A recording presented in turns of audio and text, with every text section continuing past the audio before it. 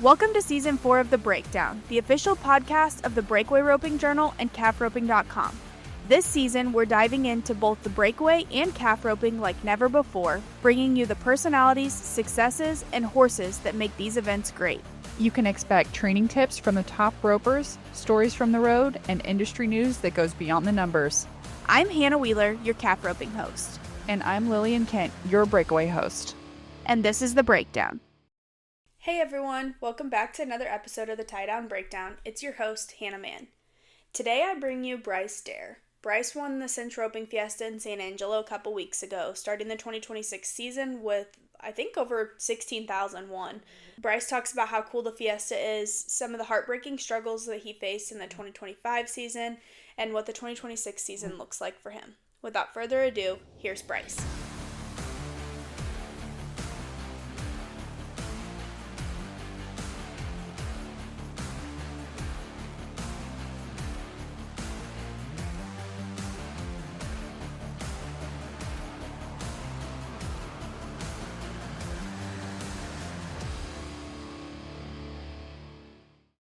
To kind of kick things off, Bryce, why don't you just go ahead and introduce yourself and tell me a little bit about how you got your start in rodeo and that kind of thing.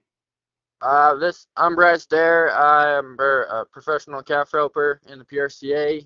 I've started roping calves when I was about 9 or 10. I used to live up in Indiana with my parents moved down to New Mexico in '09. And then about 010, 11, we started getting into rodeo. We did sports and did 4-H, but rodeo started dragging us to doing what we love to do, and that just kind of kicked everything off. And then haven't looked back since. Just started doing all the junior rodeos, the summer deals, and then it progressed into junior high rodeos, high school rodeos, doing all the calf ropings, jackpots, and then it kept leading up into amateur rodeos, and just progressed until now. That's where I'm at now, doing professional rodeoing, and just that's how it really started. So you obviously just won the San Angelo Roping Fiesta. How does it feel to kind of kick off the 2026 season that way? It feels amazing. I can't thank the Lord enough. He blessed me in so many different ways. Starting off the year strong like this, I can't thank the Young family for letting me ride an amazing horse I did over there. And just, I can't really thank the Lord enough for how He's helped my career to get to this point and to start off the year like this. How many times have you roped at the Fiesta? This would be my third year. My first year, I qualified at Sweetwater, Texas, at a roping for a junior match. I roped against Dylan Hancock. I won that match between us two, which led me to get a spot out there in the Fiesta, the big roping. Roped out there, and it had for the first time roping with being 17 years old out there with all the big dogs roping. I ended up in the short round and placed no money or anything, but placed down there, which was a real confident boost on that part, coming into doing what I want to do for the rest of my life. And I went to the qualifier the next 2 years, didn't have any luck, won both second rounds in 2022 and 23. And then the year 24, I had an outstanding year in the PRCA standings. I ended up 17th, and that just got me into the Fiesta, which would be my second appearance outside, and then this year would be my third. Okay, I see. So, I mean, the Fiesta is obviously a cool and historic roping, so it has to feel pretty special to add that win to your resume. Kind of talk me through what makes a Fiesta cool. The Fiesta is, like you said, one of the pristine ropings of the year. It's been going on for years, and all the top guys throughout the years have competed there. It's just one really cool ropings for calf roping. There's not very many of them anymore. There's the Fiesta, Shanahan's, the Spicer Grip, but like they're one of the top tiers ropings of the year. So like be able to win that and put my name up with all the top guys that throughout the years past is pretty dang cool. Like I got the chance to talk to Mr. Chapman, Jeff Chapman over there at the Fiesta, and he's like, this roping's one of the toughest ropings, and I've got to win that maybe once or twice. I can't remember quite. I can't quite remember what he said, but he's like, I've come up runner up to winning it several times, and this roping's a pristine roping. It's a hard roping to do, but it's a really big accomplishment, and For sure. even cooler to even that part of doing it in the arena they just built for the new year of the rest of the Fiesta throughout the next years to come. It's just pretty cool to accomplish that as coming in the new season, and plus have a new facility that's even big. That's really cool as well. And then I don't know, it's pretty cool of that part of it, and it's one of the greater opens out there. Like all the best guys have gone there for years, so it's pretty cool. For sure. So, I mean, this year looked a little bit different because of all the rain. So kind of talk me through how much effort the San Angelo team put into, making the arena conditions good for you guys. They worked their butts off. I can't thank them enough. The committee, the crews, they were up the night before trying to pack it. I've seen videos of it. Then the day of, I got some video footage of a buddy of mine sending it to me like at 6 a.m. They're working at it. They had road graders in there, bulldozers, 3 different tractors running. They're hauled out dirt. Like they worked their butts off to make sure that the ground is perfect. And I can't thank them enough for doing that for just a big roping like that, in which they understand. Like you said, the Fiesta down there is one of the greatest roping, so that just proves even more that they care about how the ground is for the ropers to compete in. For sure. Walk me through your runs.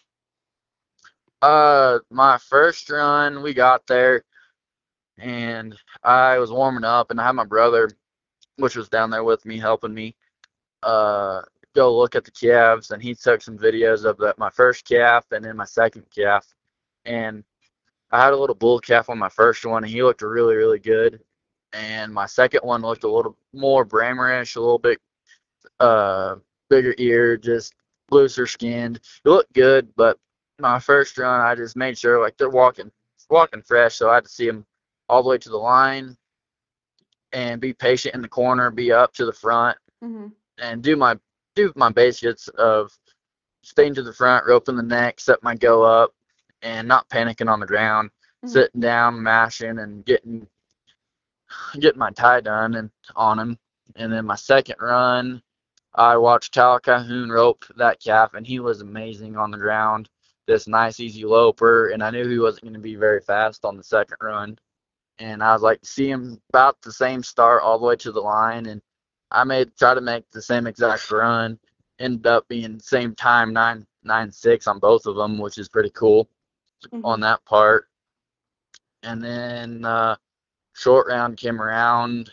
I was getting my horse ready, and my brother ran over there and looked at the calf, videoed it, and she looked really good, real red Brammer calf that I had to do the same thing, see her to the line, walking fresh on the short round. Just made sure to be patient, get to the front, set my go up, be on the ground, and string, cross, and sit down and mash on them, just because it is first run on them again on a new set of calves. So I just try to make the same run all 3 times, not panic, don't beat myself, and just be confident in myself every step, every moment from when I hit the corner to put my hands up. For sure.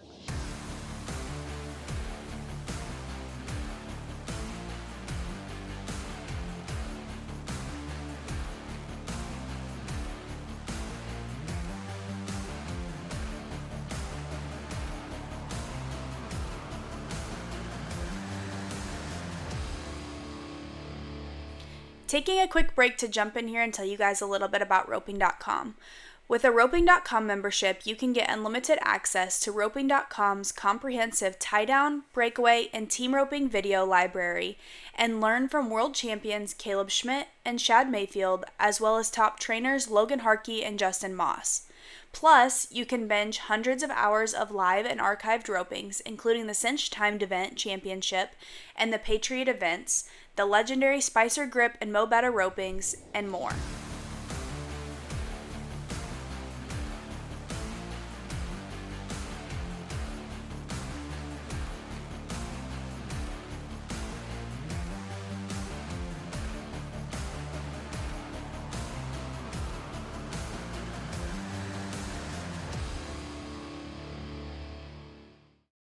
So, winning the first round and then splitting the second round, you were the gunner coming into the final round. Did you kind of have a plan, whenever you backed in the box for the final round?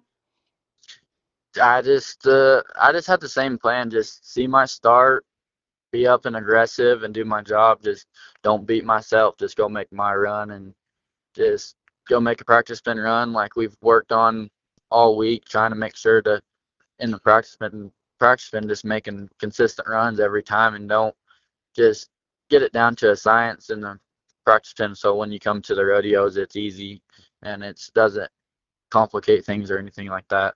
For sure. You touched on it a little bit, but talk to me about the horse that you were riding.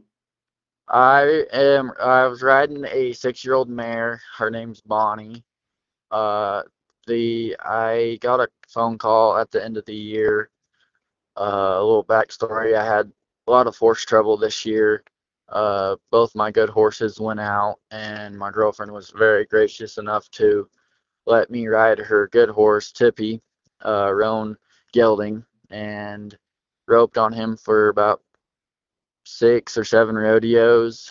And during Kennewick, he had an aneurysm and passed away in the arena on me. Oh my gosh.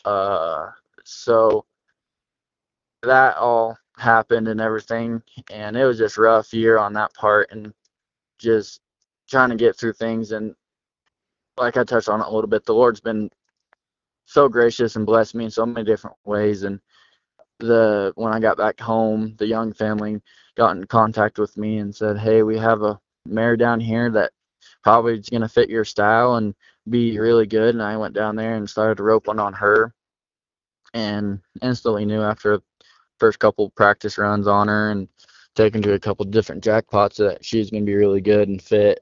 And that was her second pro rodeo to go to, basically.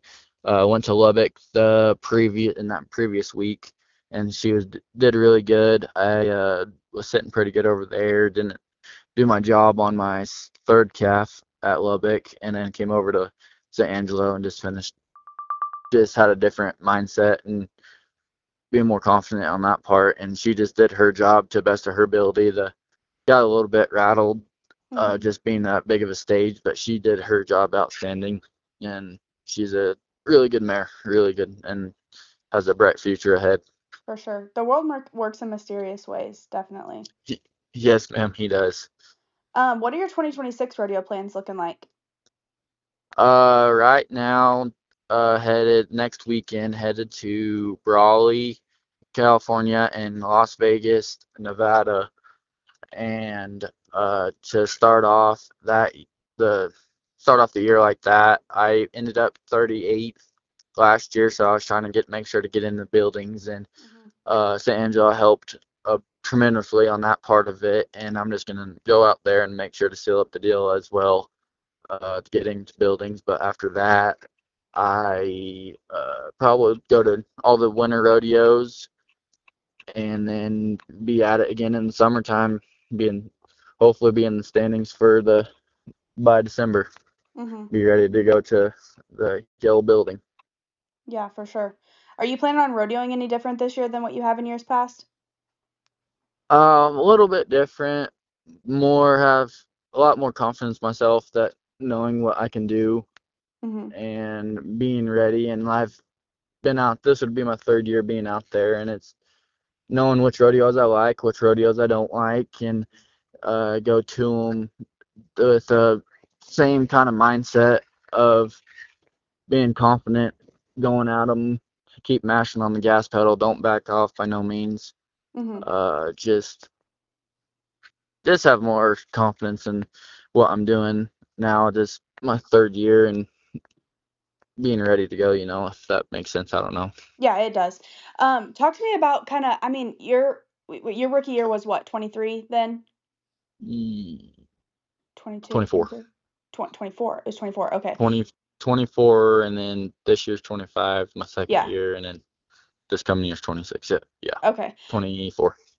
Okay. So, I mean, you have kind of grown up in this like what everybody calls the next wave of calf roping history makers. hmm So kind of talk about like the mental side that goes into that. Obviously, I mean, you've roped with some of these guys from probably junior rodeos, and it's tough. I mean, it's tough out there. So talk to me about like the mental toughness that goes into it and how you're preparing yourself to set yourself up for success and to hopefully get to Vegas this next year. Just roping with these guys, like you said, I've roped with these guys since we've been in junior high school, growing up with them, and then coming into the pro rodeos, we're still roping against the guys that we looked up to as well, and just competing with everybody and how the roping has changed. Everything's coming more and more to being more competitive, a lot faster. Cows like on that part of it, like you just have to be on top of your game, like as best as you can. You try to go when you're home, try to do everything, be prepared as you can going Mm-hmm. to the rodeos, like getting ready for the winter rodeos. You just got back from summer, being in the practice pen, getting back in the groove of that, getting working on the things that you didn't quite do last year, or critiquing the things that you did to making them better, faster, different things like that, and being just roping with the wave of these guys is amazing because our competitiveness, the athletes, the horsepower, all of it. Mm-hmm. It's just you have to be on top of your game if you want to be in that top tier of roping with these guys. For sure. Do you feel like that there's like a mental toughness side that you've had to learn being out on the road the last 3 years?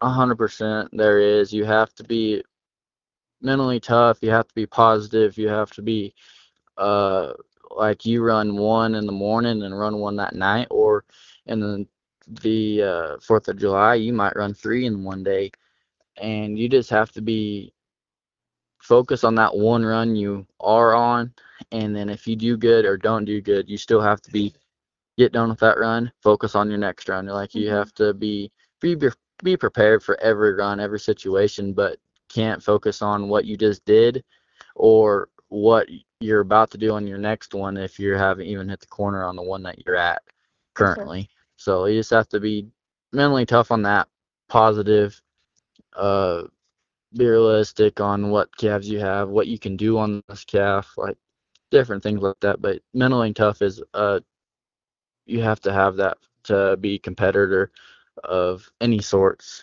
of from basketball, football to Mm-hmm. rodeo. You have to have that mindset of being being prepared and being confident in yourself and believing in yourself that you can do it every time, no matter rain, sunshine, wind blowing, or perfect conditions. For sure. How does I don't know who you've hauled with, but how does your hauling partners play a role in that? Because I mean, you are spending a lot of time in the truck with those guys. So I mean, if you've got one sour apple, then it kind of ruins the whole rig. Right. No, hauling partners have a big factor into it.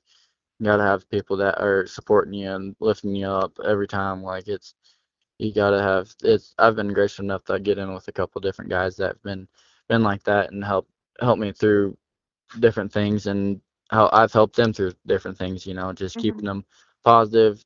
Don't worry about it. Go to the next one. Like focus on this one. Go make your run. Like it's just that atmosphere of keep pushing each other that sharpens iron. So more you push on each other, the better you are. Like it's just that atmosphere is a game changer of who you're with and who you're hauling with.